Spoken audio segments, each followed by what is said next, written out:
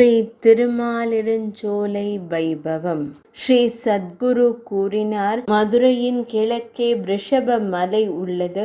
அந்த திருடர் குலத்தினரும் கூட பரமபுருஷ பகவான் மிகவும் பிரியமான தெய்வமாக இருந்தார். திருடர்களால் சூழப்பட்ட ஒரு அழகான பகவான் விஷ்ணு இருக்கிறார். அவர் தனது பக்தர்களுக்கு விரும்பிய வரங்களை கருணையுடன் வழங்குகிறார்.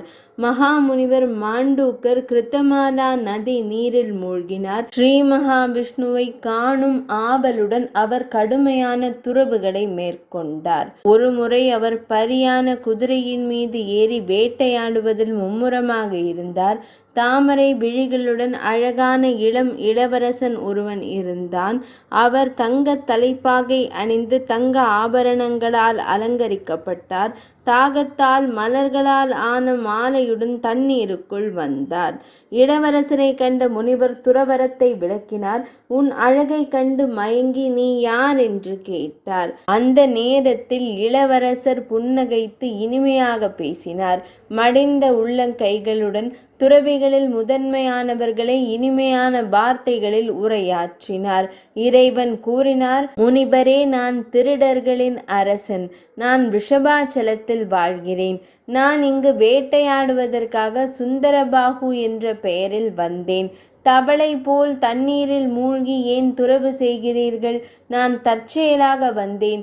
ஆனால் உங்களை பார்த்ததில் எனக்கு மகிழ்ச்சி. தவளை கூறியது, தமது அருளால் பகவானே, தமது மகத்துவத்தை நான் அறிவேன். தாம் ஒருவரே உலகங்களின் அதிபதி, நித்தியமான கடவுள் ஸ்ரீ மகாவிஷ்ணு. தமது தோற்றத்தை எமக்கு காட்டுவீராக இறைவா. ஏன் என்னை சோதிக்கிறீர்கள்? நான் துறவரத்தால் களைப்படைந்து முக்தி தேடி உம்மை வணங்குகிறேன். ஸ்ரீ சத்குரு கூறினார். பெரிய தவளையின் வேண்டுகோளின்படி ஸ்ரீ மகாவிஷ்ணு தோன்றினார். உடனே கருணை கடல் அவருக்கு பார்வையை தந்தது. சங்கம் சக்கரம் ஏந்திய இறைவன் தெய்வம். அவர் ஸ்ரீவத்சம் என்னும் கௌஸ்துப ரத்தினங்களை திருமார்பில் தாங்கி தமது கரத்தால் கூட அச்சமற்ற தன்மையை வழங்குகிறார். ஸ்ரீஹரி தாமரை போன்ற பெரிய கண்களை உடையவர் மற்றும் மஞ்சள் நிற ஆடைகளை அணிந்துள்ளார். மகிழ்ச்சியான இதயத்துடன் அவரை பார்த்த அவர் பிரபஞ்சத்தின் இறைவனை போற்றினார்.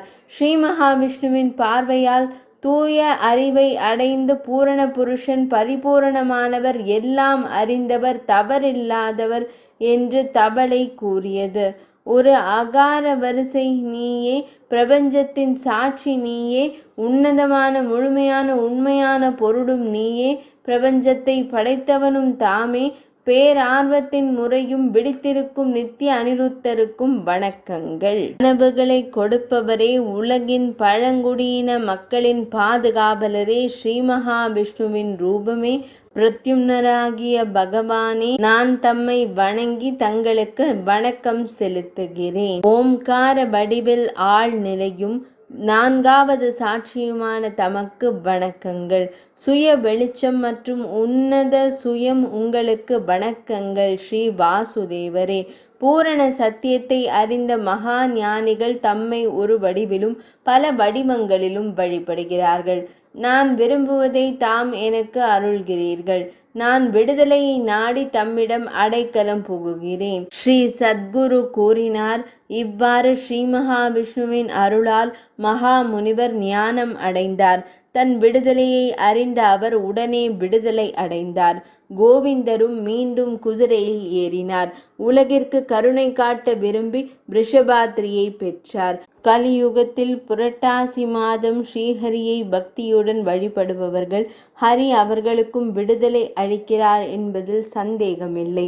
அந்த முனிவரே உன்னதமான வேதத்தை உலகிற்கு வெளிப்படுத்தினார். அந்த முனிவர் மாண்டுக்கியா என்று அழைக்கப்படுகிறார் மற்றும் அவர் தூய அறிவை வழங்குகிறார். ரிஷபாச்சல மாஹாத்மியம் என்று அழைக்கப்படும் திருமாலிருஞ்சோலை மாஹாத்மியம் இனிதே நிறைவடைந்தது.